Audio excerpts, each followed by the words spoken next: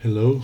In this second part of the process of creating the lion, I will be setting up some drawings over pictures where I will try to fit the skeleton and just be aware of the main, which I consider the main important points in there. So I have gathered a few pictures from the book Animal Anatomy for Artist Atlas, something like that. And yeah, so took a few of the plates and just put it together.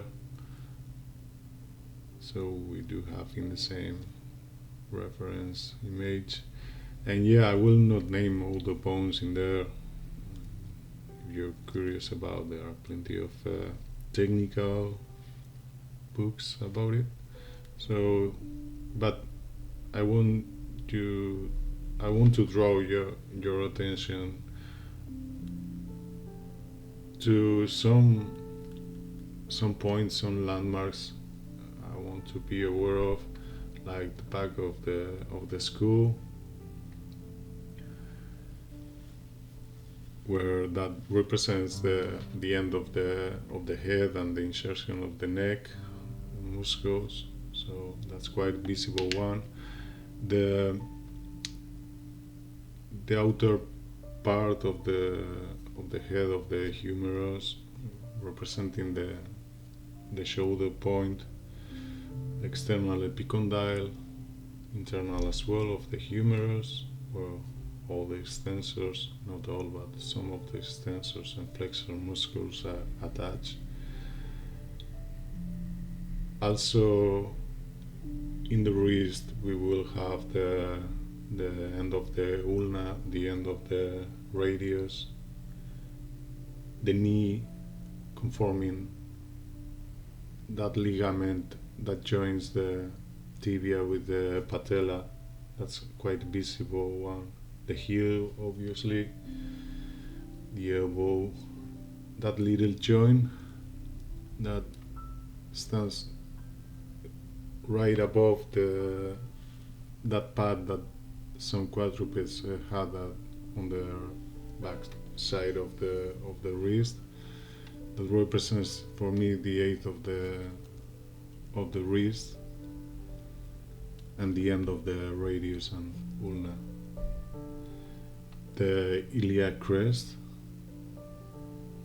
That's that can be quite visible sometimes as well. The ankle, uh, which would be the end of the fibula and the end of the tibia as well in the interior side. And what else? I think that for the most part, oh yeah, I forgot about the acromion. That's quite the main ones. You see how the scapula has a ridge in the middle. Some of the muscles of the shoulder area attached to that ridge, so at the end it kind of branches into a protuberance in there. That's where that's quite a pretty visible one. So with those landmarks, what I pretend to do, what I like doing is just try to figure out over a real picture how could I draw, how could I fit a skeleton with the just by spotting out those landmarks in the picture. Luckily for us, lions they do not have very long fur. Also, they are quite athletic, so a lot of the muscles are quite visible.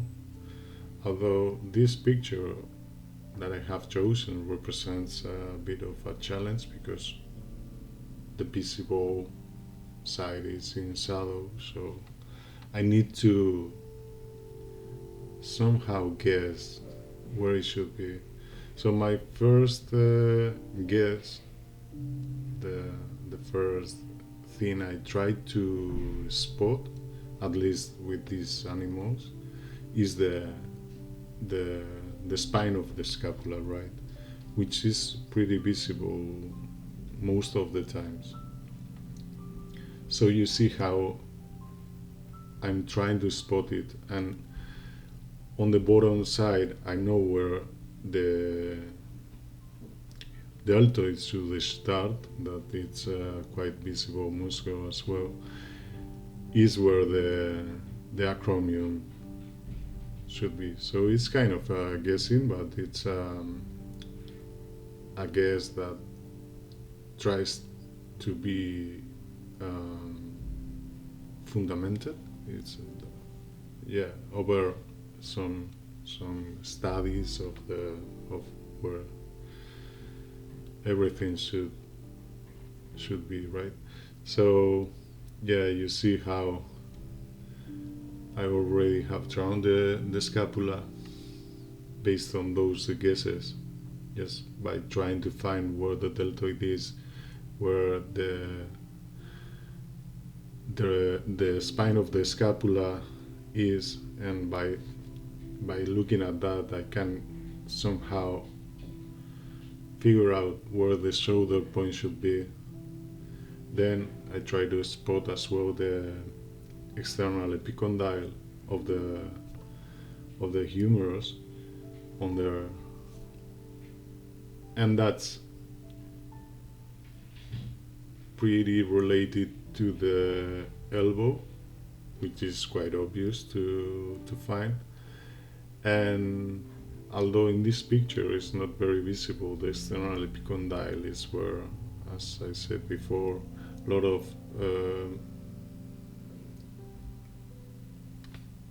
of extensor muscles attach. So it creates some sort of a plane change, and yeah. So by spotting that, also the pisiform joint, little joint, which is right above the pad, that pad that they had on their backside, I can set up the length of both humerus radius and the start of the tarsus and metatarsus joint bones. Sorry. So yeah, then I kind of sketch somehow the skull, trying to find the back point of the skull, and from there, just drawing what the shape should mostly be like.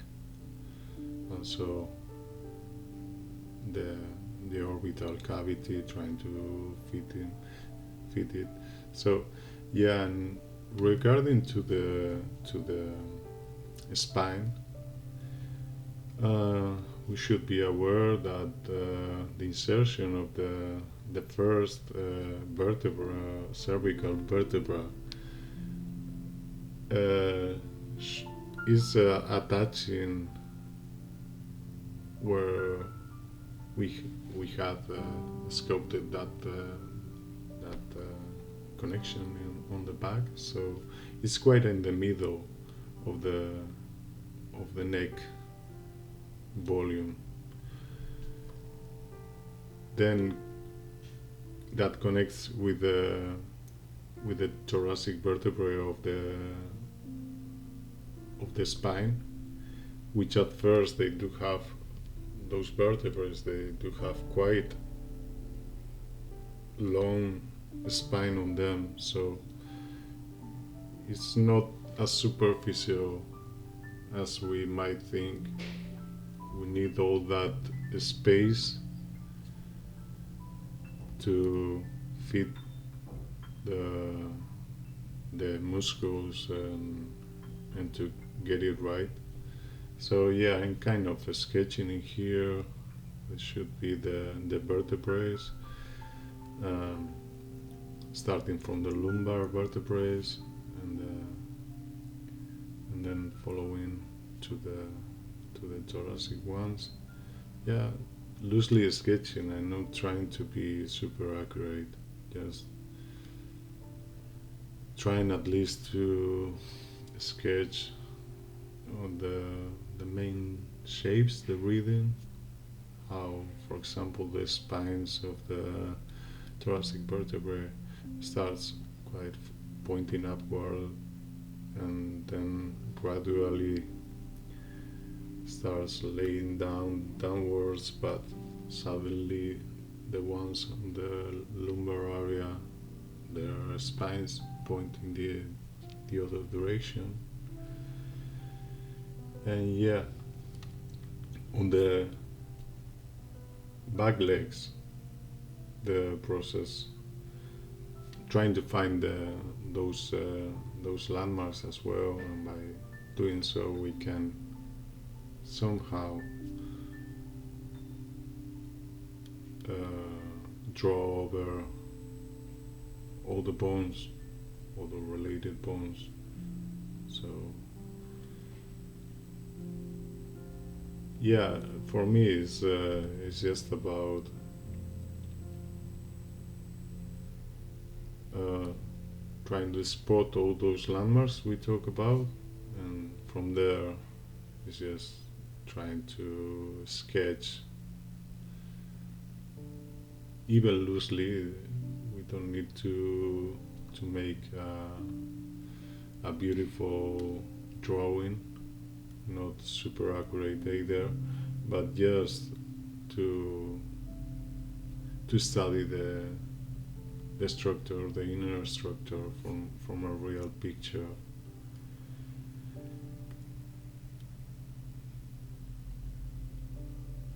And yeah, just a bit of refining in there.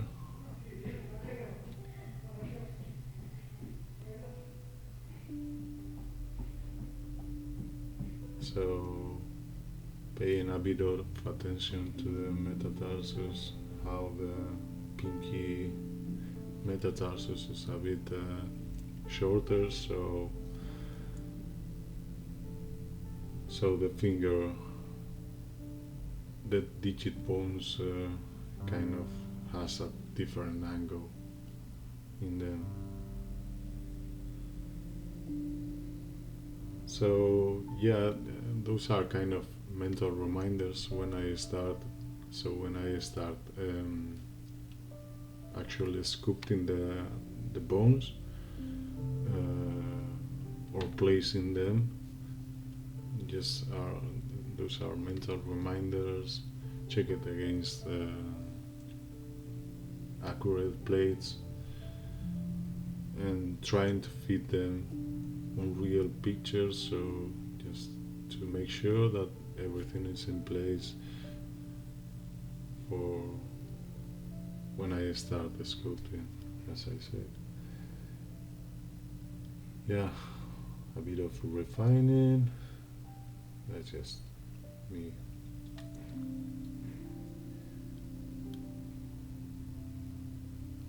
Kind of trying to make it look a bit nicer, but it's not my goal in here. So yeah, that's mostly about it.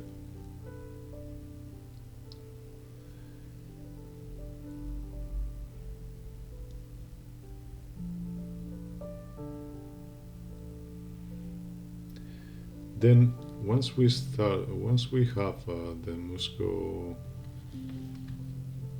sorry, the skeleton in there, we can reverse somehow reverse engineer and start building on top the muscles.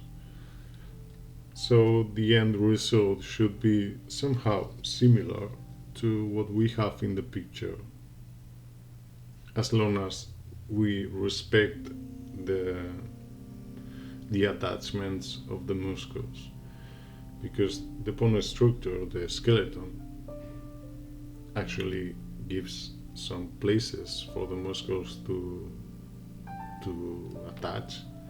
For example, the deltoid, as I told you,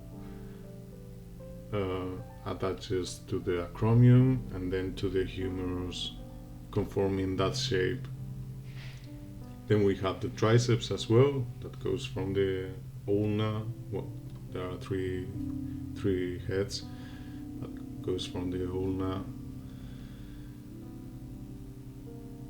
One of the heads to the humerus, and the other two starts as well from the ulna, from the elbow to, and goes like in a lot of fibers to the scapula.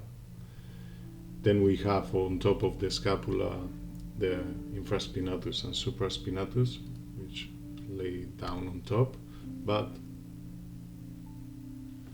on top of them we do have the other deltoid, which goes from the humerus to the spine of the scapula. We do have the teres major, in here the homotraversus, which starts right above and connects to the spine of the scapula with the skull. Then we have that kind of sheet-like muscle that goes from the radius all up to the cervical vertebrae and top of the skull, which is called the brachiocephalicus.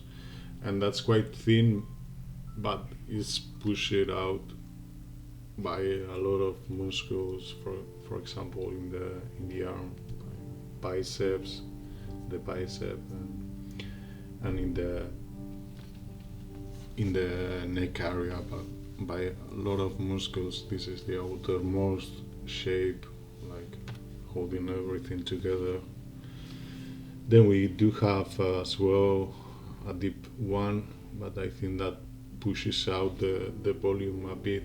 That is the serratus, which goes from the interior side of the scapula to and branches out like fingers to the ribs, some of the ribs on the side of the torso, but also goes and branches out to some of the cervical vertebrae on the other side. We then the sternocleidomastoideus, or I think that is called, that goes from the sternum to the top of the scapula, thyroid muscles, and each one, as it does has different flows, it will conform the silhouette of the shape of the body skin mesh. So yeah, trapezius, the lumbar muscles, longissimus, and then we do have on the torso, on the body, we do have the latissimus dorsi. Below it is there are the external obliquus, and yeah, it's just about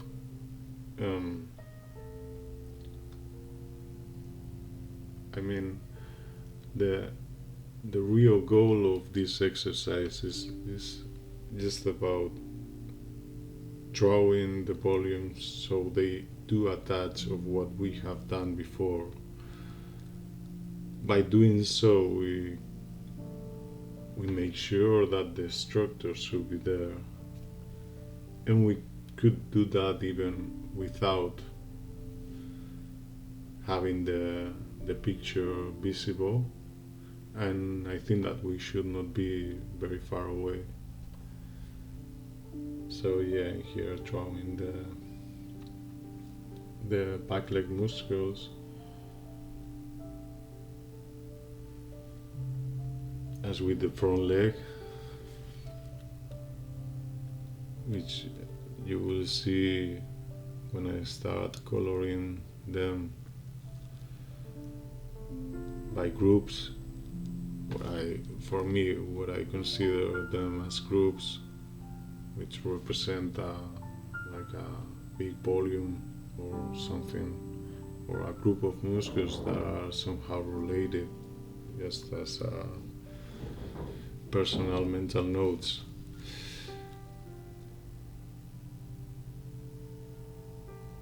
Yeah, the abdominal muscles, the pectoralis in there, and the tail muscles.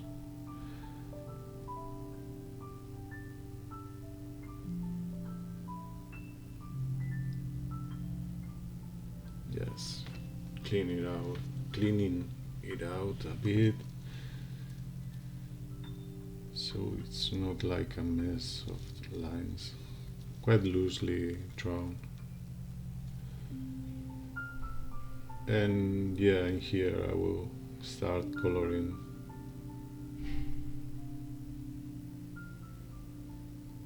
the different muscle groups.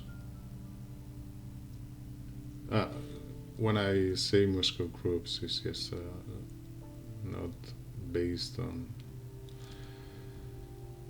real anatomy, but just to me, to see them as somehow flow related groups.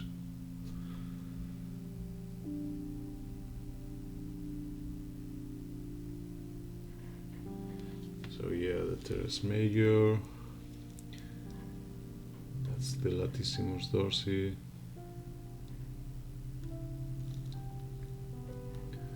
longissimus, and all those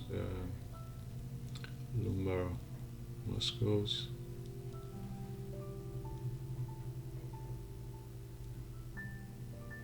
Yeah, those two that start from the humerus, quite high in the humerus, and that which conform that silhouette, and the ones that start from the external epicondyle and creating some sort of shape distinction to them, the ones that they start from the top of the ulna, the interior side that goes right up to the pisiform bone. So they create that separation where the part of the ulna bone is visible. So creating that little ridge in there.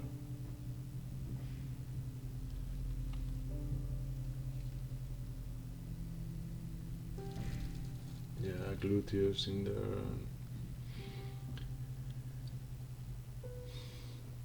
Gastrocnemius. Yeah, and for the most part, it's just about it. Sartorius, and that's the pectoral, one of those. And yeah, it's a good exercise. Overall, I think that it's a pretty interesting exercise, more for study purposes than to create beautiful drawings, honestly. And by doing so, one of the benefits, which I will talk about later, is that we will not, by doing so, we will get a kind of a whole picture of the animal creature we are trying to create. So we are kind of making our mind to their different proportions, the in and outs of the silhouette, how those shapes are related to the inner structure of it, and we can, as a side benefit as well, create our own references, our own sheets somehow. Not, I would not like to think those as sheets to follow blindly, but yeah, in here you can see how I draw different views. The one that we have already seen of the side view, but this is a bit modified for what I have drawn before, because in here I draw over a silhouette, which would be with the skin and the fur applied. So by looking at the silhouette, we can figure out how we want the creature to be, because there are different body shapes even in the same animal, so we can start designing and think ahead of the silhouette, the type we want. So yeah, the doing different views of the from different pictures, it's important, because if we rely just on one view, there are some parts that we are not aware of. So doing a front view or some kind of front view could be important as well. So we find out different other landmarks that were not visible, like the wrist area and the ankle area, and how the shape of the rib cage should be. So yeah, the back view, it's a bit challenging, at least for me, because there are a lot of overlapping shapes in there, but can be do it. I mean, we don't need to be super accurate, as I have told you. I mean, I don't need to be super accurate. I know that once I start the sculpting, I will try to be as accurate as possible, but the sculpting is another thing, and so I will do individually every bone, trying to maintain their own proportions, and then when I feed them together, join them together, I will see if the whole thing respects the overall proportions, but the mindset is different.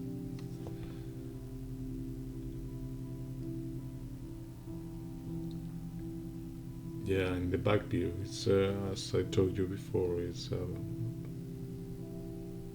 a bit challenging, because some of the landmarks we have listed,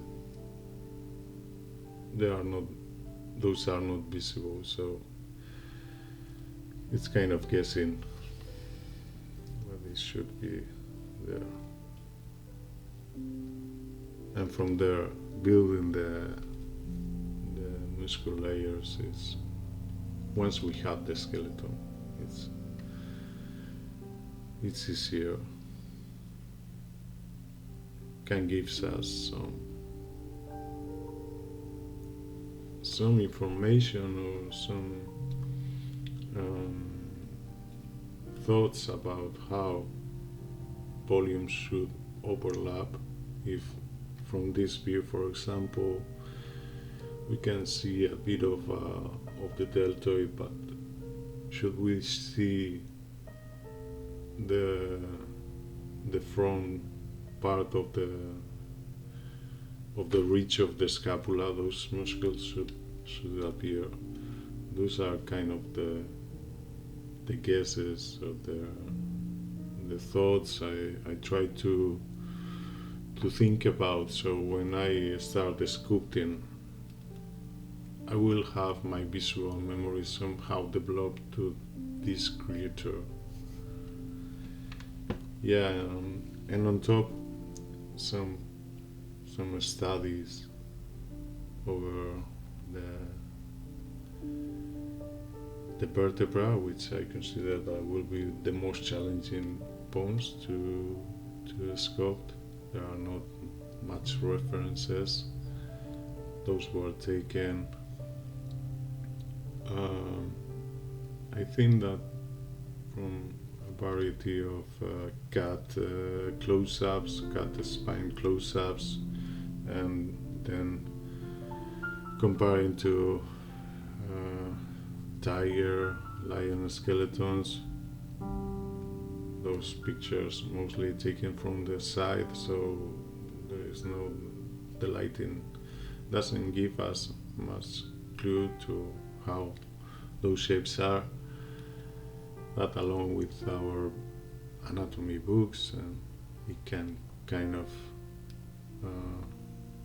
guess how it could be. So my approach is to draw first the easiest views, which will be the side view, front view, and then try to construct a perspective view over it.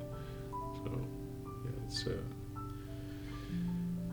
it's what I try to do first, and totally recommend this workflow. We will be much more prepared once we start creating the actual animal. And sketching is it's kind of it's much quicker than sculpting. Here you can see the over silhouette I draw over the skeleton. So that's where I can start making the head bigger, for example, pushing a bit the rib cage. So if I'm going for a slimmer version of a lion or whatever. And yeah, just by drawing somehow a silhouette, I can foresee what I'm after, not just a generic character, but with some sort of decision behind it, trying to find some body language that appeals me. Body language, not body shape, sorry.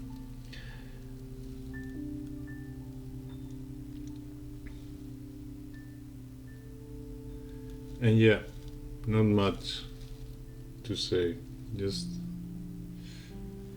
a bit of a disclaimer. I will not be able to create one video per week, I guess. So I will continue with the project and having a lot of fun with it. But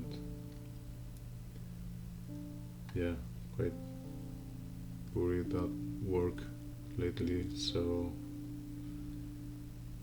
feels a bit stressing trying to fulfill this space on this project.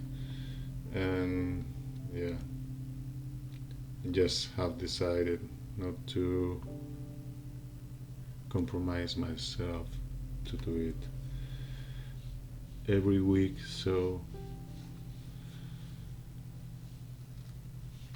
I will just upload on the blog. Try to do regularly, but not every week, for sure. So yeah, that concludes the second part. Hopefully have seen something interesting, and yeah, see you in the next video. Bye.